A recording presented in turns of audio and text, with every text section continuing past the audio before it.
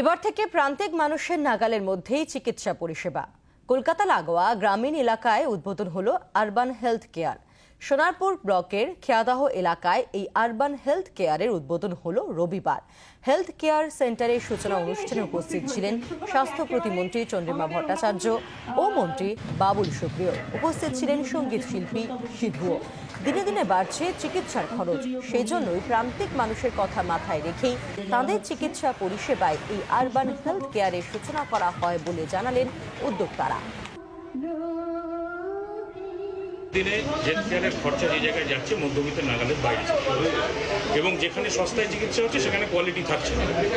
আমাদের একটাই উদ্দেশ্য থাকবে যেখানে সেই মধ্যবিত্ত মানুষ তারা একটা কোয়ালিটি চিকিৎসা পাবেন, কিন্তু তাদের সাধ্যের মধ্যে খরচটাও থাকবে, যাতে দিনের শেষে সেও খুশি মনে যাবে এবং আমরাও খুবই সন্তুষ্ট হব এই পরিষেবাটা তাদের দিতে পেরে। যদি এই হাসপাতাল সাকসেসফুল হয় তাহলে এরপর আরও বড় হাসপাতাল তৈরি হবে একই উদ্দেশ্য নিয়ে এবং একই ট্যাগলাইন নিয়ে। উদ্যোগ নিয়ে শুরু করেছে, এটা অত্যন্ত ভালো একটা নিদর্শন, কারণ খালি এলাকার মানুষ তো না, ভালো হলে সবাই এর পরিষেবা পাবে, এটাই মুখ্যমন্ত্রীও চান। ভালো কাজ অবশ্যই উপকারে লাগবে, স্বাস্থ্য পরিষেবা সাধারণ মানুষের উপকারের জন্য। ইমিউন সিস্টেমটা একটু কমজোর, সহজেই আমাদের জ্বর সর্দি কাশি এটা সেটা হতেই থাকে।